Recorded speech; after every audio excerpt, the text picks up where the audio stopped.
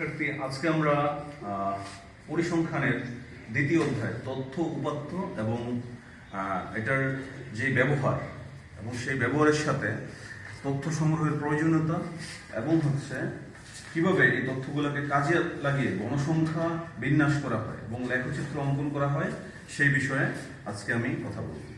গণসংখ্যা বিন্যাস তোমাদের পরীক্ষার জন্য খুবই একটা গুরুত্বপূর্ণ বিষয়। এছাড়াও বাস্তব জীবনে গণসংখ্যা বিন্যাসের অনেক কাজ আছে। যেমন আমি যদি বলি যে বাংলাদেশে বর্তমানে যে করোনার টিকা দেওয়া হচ্ছে, কোন বয়সের মানুষ সবচেয়ে বেশি টিকা নিচ্ছে, তাহলে আমার কি করতে হবে? প্রথমে তথ্য সংগ্রহ করতে হবে। ঠিক আছে, তথ্য আমি কার থেকে সংগ্রহ করবো? যেমন এখানে তোমরা স্টুডেন্টরা আছে ধরো 50 জন, আমি 50 জনের তথ্য যদি সংগ্রহ করি তাহলে আমি কি দেখবো? যে 50 জনের প্রথম বয়সের পরিধিটা আমি নিব। প্রথম নিব হচ্ছে 50 জনের একটা আইডি দিয়ে আমি বুঝাতে চাইবো যে এই আইডিতে বোঝাচ্ছে রহিম, এই আইডিতে বোঝাচ্ছে করিম। নাম না দিয়ে একটা আইডি দিলাম, ইউনিক আইডির পরে আমি দিব কি, যে তার বয়স কত। ধরা যাক লাস্ট পেজ, তোমার বয়স কত? 21। এই ফার্স্ট পেজ, তোমার বয়স কত? 20। লাস্ট পেজ, তোমার বয়স কত? 20। এখন দেখা যাবে যে কারোর বয়স 21, কারোর বয়স 20, কারোর বয়স 28, কারোর বয়স 16, কারোর বয়স 22, কারোর 23। এইভাবে তো আমি বিভিন্ন বয়স পাবো। এই বয়সের রেঞ্জটা যখন, এটা তো একটা ক্লাসে, যখন আমি আরো হায়ার ক্লাসে যাব, মাস্টার্সের ক্লাসে যাব, তখন দেখা যাবে ওদের বয়স 25, 26, 27। আবার যখন আমি কোনো হাই স্কুলে যাব তখন ওদের বয়স হবে 12 থেকে 16, 17। ঠিক আছে, যখন আমি আবার পোস্ট ডক্টরেট ক্লাসে যাব তখন ওদের বয়স হবে 40, 45, 50 অথবা 35। এই বয়সের রেঞ্জগুলো যখন আমি নিব, এই রেঞ্জটাকে বলা হচ্ছে যে সন্নিবেশ করা, যে আমি কোন রেঞ্জে সন্নিবেশ করছি। ধরা যাক আমি যদি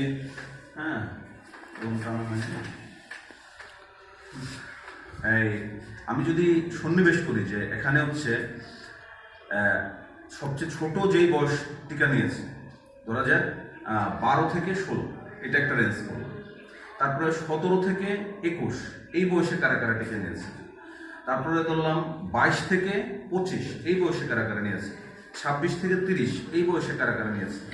এমন যখন আমি রেঞ্জটা তৈরি করব, এই রেঞ্জ থেকে আমি যেই জিনিসটা পাবো যে কোন বয়সের লোকেরা বেশি টিকা নিয়েছে, তখন আমি বলতে পারবো, যখন আমি এইভাবে গণসংখ্যাটা বিন্যাস করব তখন আমি বলতে পারবো সে আমাদের রেজাল্ট হচ্ছে যে 20 থেকে 30 বছর বয়সে যে সমস্ত শিক্ষার্থী ছিল ওরা সবচেয়ে বেশি টিকা নিয়েছে। তখন আমরা কি বলতে পারবো? এই পরিসংখ্যানের ভিত্তিতে আমরা বলতে পারবো যে ওরা হচ্ছে সবচেয়ে বেশি সচেতন। তাহলে এর পিছনে আমরা আবার গবেষণা করে বের করবো কেন তারা সবচেয়ে বেশি সচেতন হলো। যখন দেখবো যে অনার্সের ক্লাসে ঢুকতে দেওয়া হচ্ছে না যারা টিকা না নিচ্ছে, এটা একটা কারণ।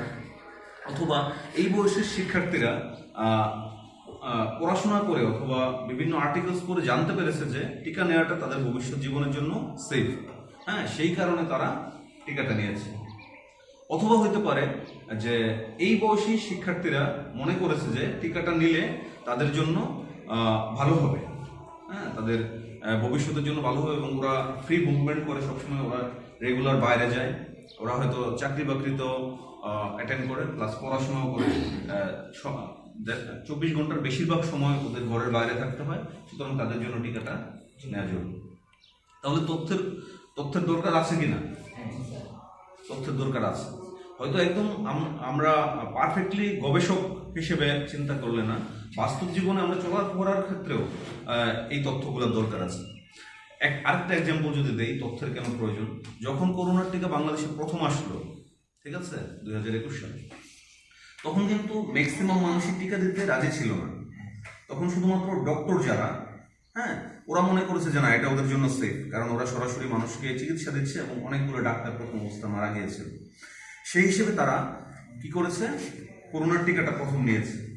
যখন অন্য সাধারণ মানুষ দেখলো যে ডাক্তাররা নেওয়ার পরেও ওদের কোনো সমস্যা হয় না, অনেকে তো ভেবেছে যে ওদের লিঙ্গ পরিবর্তন হয়ে যাবে, অথবা ওরা অদ্ভুত রকম মানুষ হয়ে যাবে, অথবা ওরা একটা সমস্যায় পড়বে টিকা নেওয়ার ফলে। কিন্তু যখন দেখেছে যে না, যারা টিকা নিয়েছে ওরা কোভিডে আক্রান্ত হয় নাই ম্যাক্সিমামই, তখন বাকিরা অনুপ্রাণিত হয়েছে। আর এখন এত বেশি অনুপ্রাণিত হয়েছে যে লাইনে জায়গা দেওয়া যায় না, প্রত্যেকটা হাসপাতালেই অনেক উপচে পড়া ভিড় টিকা নেওয়ার জন্য। তাহলে এটা ওরা কোথা থেকে ডিসিশন নিয়েছে? ওই তথ্য উপাত্ত দেখে, যে এতজন মানুষ তো টিকা নিল, ওদের তো কোনো সমস্যা হয় নাই। এটা হচ্ছে তথ্য উপাত্তের একটা গুরুত্ব, যে তথ্য উপাত্ত আমাদের বাস্তব জীবনে কি কাজে লাগে। হ্যাঁ, আরেকটা হচ্ছে যে গণসংখ্যা বিন্যাস যেটা বলছি, সেটা হচ্ছে আসলে আমি যে রেঞ্জটা করব, রেঞ্জটা কিভাবে করব। ধরো আমি নিলাম যে 12 বছর বয়স থেকে 80 বছর বয়স পর্যন্ত মানুষ, কোন বয়সের মানুষ বেশি টিকা নিচ্ছে। এখন ওদেরকে যে রেঞ্জ করব, কিসের ভিত্তিতে রেঞ্জ করব? আমি যে প্রথম বললাম যে 12 থেকে 16, পরেরটা বললাম 17 থেকে 21, এটা হচ্ছে এক্সাম্পল দিয়েছি। বাট এই রেঞ্জটা করার সময় আমাকে দুইটা পদ্ধতি ব্যবহার করতে হবে। এই পদ্ধতিটা আমি তোমাদেরকে বলি।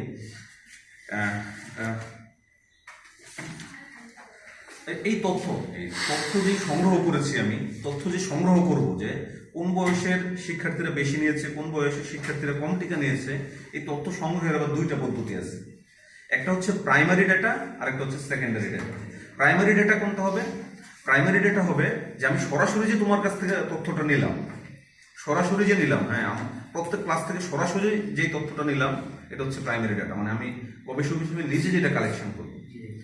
আর সেকেন্ডারি তথ্য হবে সেটা যেটা আমি পত্রিকা পড়ে, অথবা একটা জার্নাল পড়ে, অথবা একটা বই থেকে, অথবা কোনো ওয়েবসাইট থেকে, যেমন আমাদের করোনা বিষয়ক ওয়েবসাইট আছে, ঠিক আছে না, অথবা বাংলাদেশ সার্ভে থেকে, অথবা কোনো পরিসংখ্যান গরু থেকে যখন তথ্য নিয়ে আমি এই কাজটা করব, গণসংখ্যা সন্নিবেশ করব, তখন সেটাকে কি বলা হবে? বলো, কি বলা হবে? Secondary data. হ্যাঁ, প্রথমটা হচ্ছে প্রাইমারি ডাটা।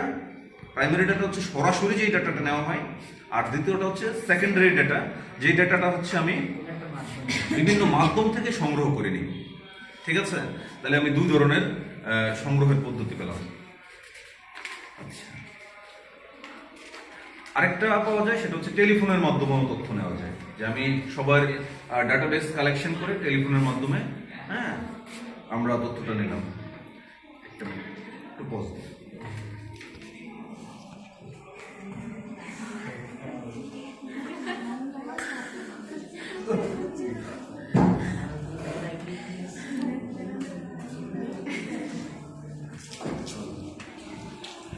হ্যাঁ, তো এই যে অবস্থাটা, সেটাই হচ্ছে আমাদের প্রয়োজনীয়। এখন এই তথ্যগুলা উপস্থাপন করব। তথ্যগুলো উপস্থাপন আমি বলেছি যে কিভাবে উপস্থাপন করব, যে এই রেঞ্জ থেকে এই রেঞ্জ পর্যন্ত টিকা নেওয়ার হার সে 10%, এই রেঞ্জ থেকে 16 থেকে 17 এই রেঞ্জ টিকা নেওয়ার হার 20%, 17 থেকে 20 25%, 20 থেকে 25 40%, মানে 20 থেকে 25 যাদের বয়স, ওরা 40% টিকা নিয়েছে আমাদের যেই তথ্য, এই তথ্য থেকে। তাহলে এরকম হলে আমরা বলতে পারবো যে এই রেঞ্জের লোকজন বেশি টিকা নিয়েছে। হ্যাঁ, তারপরে এই যে শ্রেণীকরণ, এই যে শ্রেণীকরণটা আমি করলাম, যে কোন রেঞ্জ বেশি টিকা নিয়েছে, এটারও প্রয়োজনীয়তা আছে। যেই শ্রেণীকরণের টিকা কম নিয়েছে, ওদেরকে তখন আমরা ওদের উপর বেস করে আমরা টিকার ক্যাম্পেইন তথ্য করতে পারবো, যে যাদের বয়স 12 থেকে 16, ওদের টিকা নেওয়ার সংখ্যা সবচেয়ে কম। কেন কম, এটার পিছনে আমরা কারণ বের করব গবেষণা করে, এবং ওদেরকে টিকা দেওয়ার জন্য কি কি গুরুত্বপূর্ণ স্টেপ নেওয়া যায় সেগুলো নিয়ে আমরা চিন্তা ভাবনা করব। তাহলে কি দরকার আছে না শ্রেণীকরণের? এটাই হচ্ছে শ্রেণীকরণ, যে কোন বয়স থেকে কোন বয়স টিকা বেশি নিয়েছে, কোন বয়স থেকে কোন বয়স টিকা কম নিয়েছে। এটা হচ্ছিল আমার শ্রেণীকরণের উদ্দেশ্য। আবার শ্রেণীকরণ আরেকভাবে হইতে পারে, যে ছেলেদের টিকা নেওয়ার হার এবং মেয়েদের টিকা নেওয়ার হার। আমি যদি দেখি যে মেয়েদের টিকা নেওয়ার হার কম আমার তথ্য থেকে, তখন আমি বলতে পারবো যে মেয়েরা কেন টিকা নিচ্ছে না, এটার কারণ খুঁজে বের করবো। তখন আমরা ওই মেয়েদের কি কি কারণে মেয়েরা টিকা নিচ্ছে না, এই কারণ বের করে ওদেরকে টিকা নেওয়ার প্রতি আগ্রহ করতে পারবো। তাহলে কি দরকার আছে না তথ্যের? দরকার আছে না শ্রেণীকরণের? এগুলোই লিখতে হবে। পরবর্তী হচ্ছে গণসংখ্যা বিন্যাস। যেমন দেয়া আছে বয়স 16 থেকে 20, এই বয়সীরা টিকা নিয়েছে 20 জন। ক্লাসের স্টুডেন্ট ছিল টোটাল 50 জন, বাট এই বয়সীরা টিকা নিয়েছে 20 জন। তাহলে আমার গণসংখ্যা হবে 20। ঠিক আছে, যাদের বয়স 20 থেকে 25, ওদের মধ্যে টিকা নিয়েছে 50 জন, তাহলে আমার গণসংখ্যা হবে 50। যাদের বয়স 25 থেকে 30, ওদের মধ্যে আবার টিকা নিয়েছে 27 জন, তাহলে গণসংখ্যা কত? 27। তাহলে গণসংখ্যাটা কি বোঝা গেছে? কি সংখ্যা, গুণে গুণে যেই সংখ্যাটা হবে সেটা হচ্ছে গণসংখ্যা।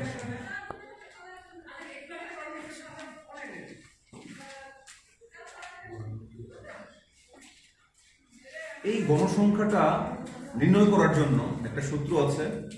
গণসংখ্যা নির্ণয়ের যে সূত্রটা সেটা হচ্ছে আমার সর্বোচ্চ বয়স কত সেটা নির্ধারণ করতে হবে। সর্বোচ্চ বয়স আমি বলেছি যে ধরা যাক বাংলাদেশে একজন মানুষের গড় আয়ু হচ্ছে ৭৭, তাহলে আমি সর্বোচ্চ বয়স কত পর্যন্ত নিব? ৭৭। আর আমি ধরেছি টিকা দেওয়ার বয়স শুরু হয় ১২ থেকে, তাহলে সর্বনিম্ন বয়স কত ধরবো? ১২। এখন এই ৭৭ থেকে ১২ বিয়োগ করলে কত? ৬৫। এই সবচেয়ে বড় যেই বয়সটা এটা থেকে সবচেয়ে ছোট মানে যেখান থেকে আমরা শুরু করেছি এই বয়সটা বিয়োগ করতে হবে। বিয়োগ করলে থাকতেছে আমাদের ৬৫। এই ৬৫কে এখন একবার প্রথমবার হচ্ছে ৫ দিয়ে ভাগ করতে হবে পরিসংখ্যানের সূত্র অনুসারে। ৫ দিয়ে ৬৫কে ভাগ করলে কত? ১৩। এই হচ্ছে আমার একটা। আরেকটা হচ্ছে ৬৫কে ভাগ করতে হবে ১৫ দিয়ে। ঠিক আছে, ১৫ দিয়ে ভাগ করলে কত? ৪ দশমিক সামথিং। ঠিক আছে, তাহলে ৪ দশমিক সামথিং যখন হবে, এটা যদি ৪.৫-এর উপরে হয় তাহলে আমরা নেব এটা ৫। আর যদি ৪.৫-এর নিচে হয় তাহলে এটাকে আমরা নিব ৪। মানে আমরা হচ্ছে একটা রাউন্ড ফিগার নিব, ভগ্নাংশ নিব না। এর মানে কি, আমরা গণসংখ্যাটা যখন সাজাবো তখন সাজাবো হচ্ছে ৪ থেকে শুরু করে ১৫ পর্যন্ত, এই ব্যবধানে। মানে ব্যবধান হবে ৪ বছর অথবা ১৫ বছর। তুমি কি বুঝাতে পারছি? ৪ বছর ব্যবধান হলে কি হবে, আমি যদি ১২ থেকে নেই, ১২ থেকে নিলে বয়স ১২, ১৩, ১৪, ১৫, তাহলে ১২ থেকে ১৫ হবে একটা রেঞ্জ। আবার যদি আমি রেঞ্জটা নেই ১৩, ৫, ১৩, ৬৫ হয়েছিল, যদি ১৩ নেই তাহলে হবে যাদের বয়স ১২ প্লাস ১৩, ২৫। ঠিক আছে না? ১২ থেকে ২৫ বছর পর্যন্ত এই পরিমাণ লোকজন টিকা নিয়েছে। ২৬ থেকে আবার এটার সাথে ১৩ যোগ করে যাবে। এইভাবে হচ্ছে আমরা রেঞ্জটা স্থাপন করব। বুঝতে পেরেছে? এটাকে বলা হয় যে শ্রেণী ব্যক্তি নির্ণয়। এটাকে আমরা আবার যখন প্রস্তুত করব আমি একটা এক্সাম্পল দিচ্ছি এখানে।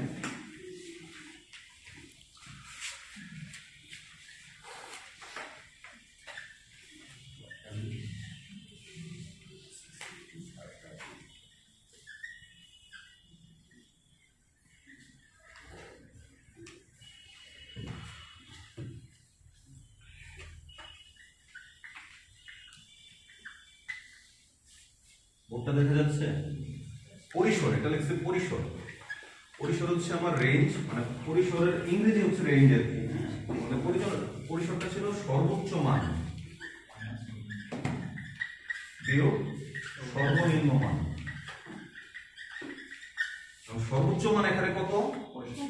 65 বিয়োগ সর্বনিম্ন মান কত? 25 সমান সমান কত হলো? 40। তাহলে আমার রেঞ্জটা কত? 40। আচ্ছা, শ্রেণী সংখ্যা এই 40কে আমার ভাগ করতে হবে কত দিয়ে? ৫ দিয়ে। ৫ একা 40। আবার 40কে ভাগ করতে হবে 15 দিয়ে। ৩, 15, 45, তাহলে প্রায় ৩ আর কি, ২ দশমিক সামথিং। হ্যাঁ, ৩। তাহলে শ্রেণী ব্যবধান ৫ অথবা শ্রেণী ব্যবধান ৩, শ্রেণী ব্যবধান ৮ অথবা শ্রেণী ব্যবধান ৩ ধরে আমরা এটাকে নির্ণয় করব। ধরলাম ৩, তাহলে 25 থেকে 28 কতজন টিকা নিয়েছে? একজন। তারপরে 29 থেকে 32 কতজন টিকা নিয়েছে? আছে কেউ? 0। তারপরে 33 থেকে 35, 36 কতজন টিকা নিয়েছে? 2জন। তারপর হচ্ছে 37 থেকে 40, 39 নাকি 40 কতজন টিকা নিয়েছে? 0। তারপর হচ্ছে 41 থেকে 43 কতজন টিকা নিয়েছে? 0। 44 থেকে 47 কতজন টিকা নিয়েছে? একজন। 48 থেকে 51 কতজন টিকা নিয়েছে? একজন। 52 থেকে 55 কতজন টিকা নিয়েছে? একজন। এইভাবে ধরো আমরা নির্ণয় করে ফেললাম আমাদের গণসংখ্যা। আমরা যেটা বের করেছি এই একজনগুলো এটার নাম কি গণসংখ্যা, যে কোন রেঞ্জে কতজন টিকা নিয়েছে। এই প্রশ্নটা প্রায় সময় পরীক্ষাতে আসছে, গণসংখ্যা নির্ণয়ের ব্যাপারটা। আরেকটা হচ্ছে যে মধ্যমান নির্ণয়। মধ্যমান কিভাবে আমরা নির্ণয় করব? তাহলে প্রথম দেখতে হবে যে এখানে আমাদের সর্বোচ্চ সংখ্যা কত। সর্বোচ্চ সংখ্যা কত? তাহলে মধ্যমান নির্ণয়ের সূত্র হচ্ছে সর্বোচ্চ মান, সর্বোচ্চ মান যোগ হচ্ছে সর্বনিম্ন মান ডিভাইডেড বাই হচ্ছে 2। তাহলে সর্বোচ্চ মান কত? 65 প্লাস সর্বনিম্ন মান কত? 25 ডিভাইডেড বাই 2। তাহলে হচ্ছে 90 হচ্ছে নিচে 2, তাহলে হচ্ছে 45। তাহলে মধ্যমান কত? 45। পরীক্ষাতে আসে যে মধ্যমান নির্ণয় করো, এক্ষেত্রে সূত্রটা দেখলাম সর্বোচ্চ মান যোগ সর্বনিম্ন মান ভাগ 2। এইবার আরো কতগুলো টপিক আছে যেগুলো তোমাদের বই দেওয়া হচ্ছে। একটা হচ্ছে বিচ্ছিন্ন গণসংখ্যা, আর একটা হচ্ছে অবিচ্ছিন্ন গণসংখ্যা। হ্যাঁ,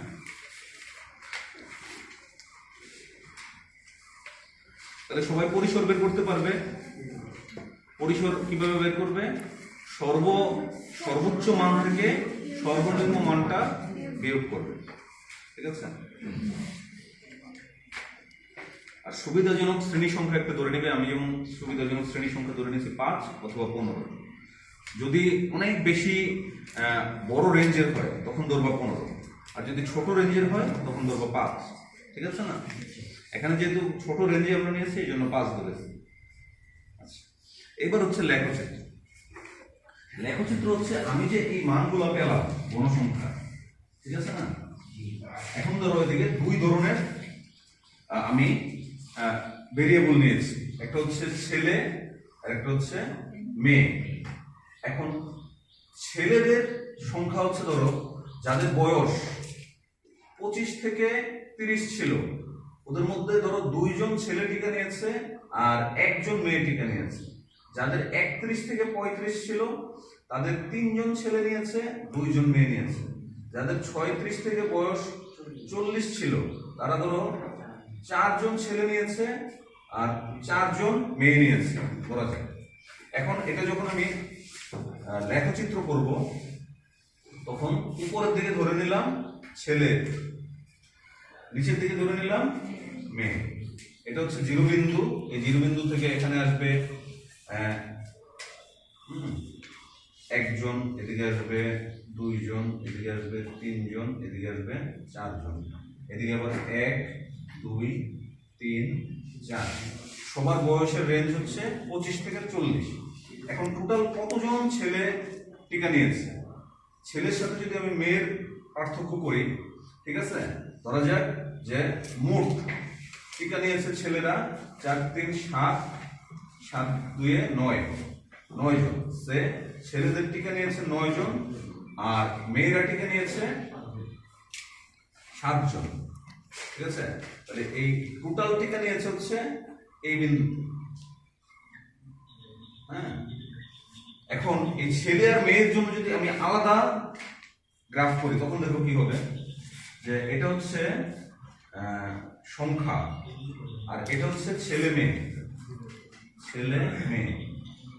এখন ধরো ছেলেরা টোটাল টিকা নিয়েছে 9 জন, ঠিক না। তাহলে এদিকে 2 4 6 8 9, এই ছেলেদের ক্ষেত্রে হবে এই 9 জন টিকা নিয়েছে। এটা হচ্ছে আমার লেখচিত্র, ঠিক আছে। আর যদি মেয়েদেরটা নির্ণয় করি, মেয়েরা নিয়েছে ধরো এই জায়গা পর্যন্ত 7 জন। এটা হচ্ছে মেয়ের সংখ্যা, ঠিক আছে। এই 7 জন মেয়ে টিকা নিয়েছে, এটাই হচ্ছে লেখচিত্র। এদিক দিয়ে থাকবে মেয়ের সংখ্যা, এদিক দিয়ে হচ্ছে শুধু সংখ্যা। মানে এটা আমি মেয়েদের ক্ষেত্রে নিয়েছি, মেয়েদের জন্য হচ্ছে টোটাল টিকা নিয়েছে 7 জন আর ছেলের টোটাল টিকা নিয়েছে 9 জন। এটা আবার একই গ্রাফে দেখানো যায়, ঠিক আছে। আর যদি আমি এটা দুইটা একই গ্রাফে দেখাই তখন হচ্ছে দুইটা হিস্টোগ্রাম হবে। হিস্টোগ্রাম কোনটাকে বলে? এটাই হচ্ছে হিস্টোগ্রাম।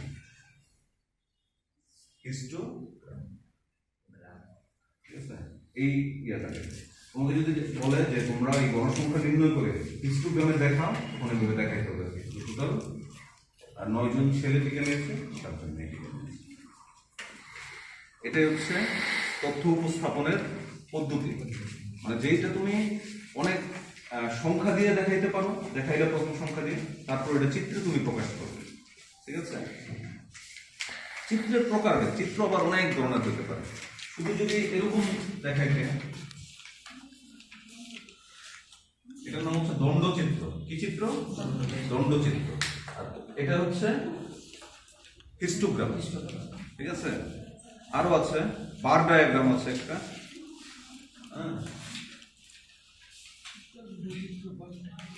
যৌগিক দণ্ডচিত্র।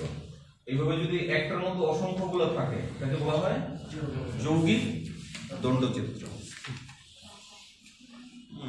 4 অংশ বিশিষ্ট দণ্ডচিত্র। এটা যদি 3টার পরে যদি 4টা থাকে তাকে বলা হয় 4 অংশ বিশিষ্ট দণ্ডচিত্র।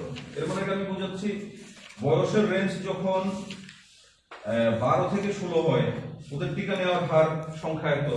বয়সের হার যখন 17 থেকে 20 হয়, টিকা নেওয়ার এত। বয়স যখন 21 থেকে 22, টিকা নেওয়ার এত। বয়স যখন 30 থেকে 60, তখন টিকা নেওয়ার হার এত। মানে বয়স যাদের বেশি তাদের মধ্যে টিকা নেওয়ার পরিসংখ্যানটা বেশি ছিল। এই হচ্ছে এই ছোট একটা চিত্র দিয়ে আমরা অনেক কিছু বুঝাই দিলাম, ঠিক না? আর এটা যদি আমি এভাবে লিখে প্রকাশ করি তাহলে অনেকে বুঝতে অনেক কষ্ট হবে, সময় নিতে হবে।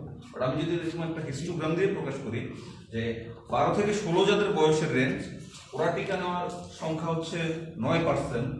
যাদের বয়সের রেঞ্জ 17 থেকে 20, টিকা নেওয়ার রেঞ্জ হচ্ছে 20%। এবং যাদের বয়সের রেঞ্জ 50 থেকে 80, ওদের টিকা নেওয়ার রেঞ্জ হচ্ছে 80%। তাহলে এটা মানুষের বুঝতে সুবিধা হবে। এটাই হচ্ছে যে লেখচিত্র দিয়ে বোঝানোর প্রয়োজনীয়। আচ্ছা, আরেকটা বোঝানো যায় পাই বৃত্ত দিয়ে। পাই বৃত্ত হচ্ছে এরকম একটা বৃত্ত, যে বৃত্ত দিয়ে আমি বুঝাবো যে এই 25% লোক টিকা নিয়েছে, এই 45% লোক টিকা নেয়নি। ঠিক আছে, 70। আর এই 30% লোক ডিসিশন নিতে পারছে না যে টিকা নিবে কি নিবে না, দ্বিধায় আছে। তাহলে এরকম একটা পাই দিয়েও আমরা প্রকাশ করতে পারি। এটা হচ্ছে পাই চিত্রের মাধ্যমে তথ্য উপস্থাপন। হিস্টোগ্রামের বাংলা হচ্ছে আয়ত লেখ। অনেক সময় আছে যে আয়ত লেখার মাধ্যমে এটা প্রকাশ করবে।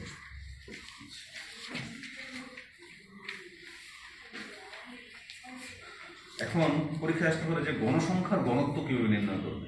ঠিক আছে, গণসংখ্যার ঘনত্ব নির্ণয়ের সূত্রটা হচ্ছে উপরে থাকবে মোট শ্রেণী সংখ্যা ডিভাইডেড বাই শ্রেণীর পরিসর।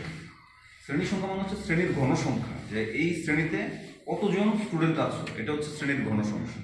ঘনসংখ্যা কি বুঝাইতে পারছি? গণ মানে হচ্ছে জনগণ, সংখ্যা মানে সংখ্যা। তাহলে এই শ্রেণীর গণসংখ্যা কতজন? ধরো 50 জন। 50 জন ডিভাইডেড বাই হচ্ছে পরিসর, শ্রেণীর পরিসর। পরিসর কোনটা? যে রেঞ্জ। ঠিক আছে না? তাহলে রেঞ্জ আমি নিয়েছিলাম কত? পরিসরটা 5।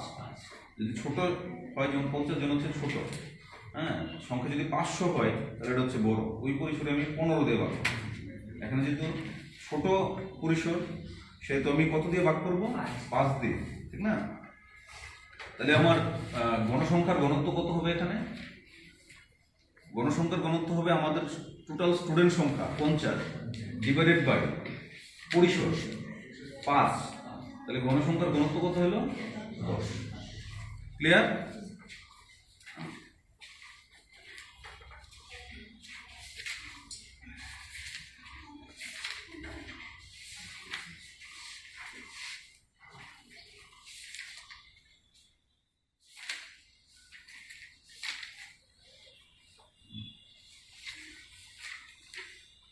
তারপর হচ্ছে এই চিত্রগুলোর তাৎপর্য।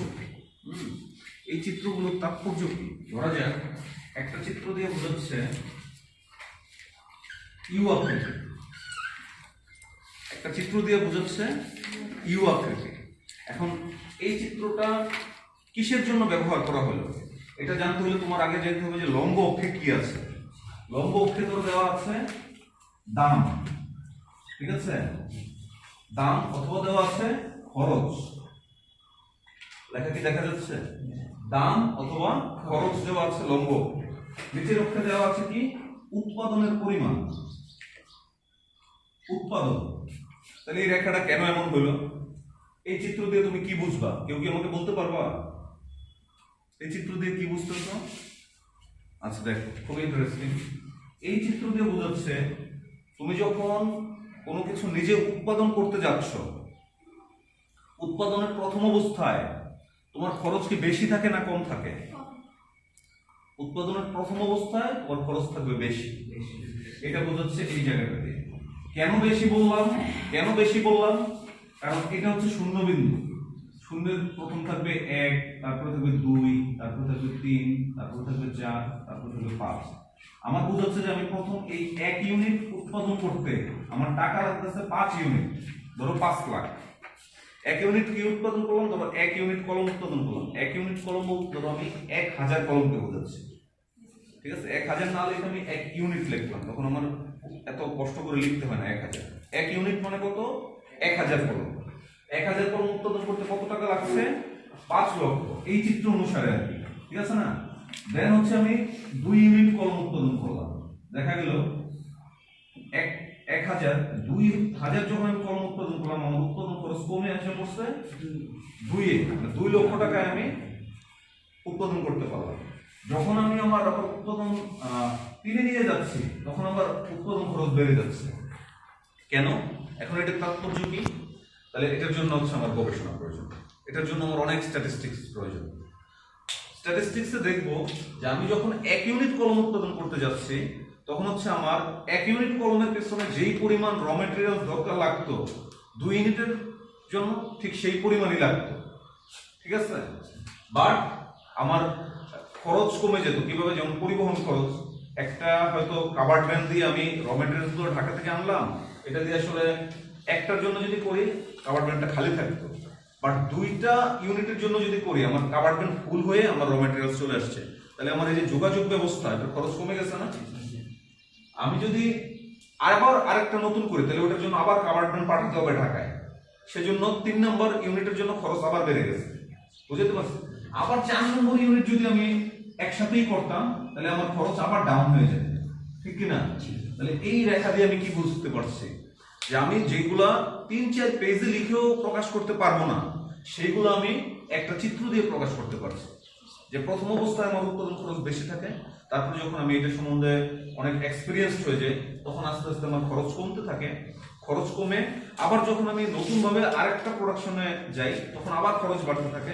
যখন আমি আবার এক্সপিরিয়েন্স লাভ করি, তখন আমার যে র মেটেরিয়ালস কোন জায়গা থেকে কিনলে আমার খরচ কম পড়বে, অথবা কোন জায়গায় ইনভেস্ট করলে আমার খরচ কম পড়বে, কিভাবে কাকে কোথায় কাজে লাগালে, শ্রম বিভাজন কিভাবে করলে আমি সর্বোচ্চ আউটপুট পাবো, উৎপাদন পাবো, সেই ব্যাপারগুলো আমি যখন বুঝতে পারি, তখন আমাকে বলা হবে যে আমি এক্সপেরিয়েন্সড প্রডিউসার। হ্যাঁ, মানে খুব এক্সপিরিয়েন্স হয়েছে আমার এই অভিজ্ঞতা থেকে। তখন আমি হচ্ছে আমার উৎপাদনের এমন এক পর্যায়ে পৌঁছাবো যখন আমি কম ইনভেস্ট করে বেশি উৎপাদন করতে পারবো, এবং সেটা হচ্ছে কোয়ালিটি ইনভেস্টমেন্ট। সেটা হবে কোয়ালিটি ইনভেস্টমেন্ট। তাহলে আমি কি বোঝাতে পেরেছি যে লেখচিত্রের গুরুত্ব? এতটুকুই ছিল। ধন্যবাদ।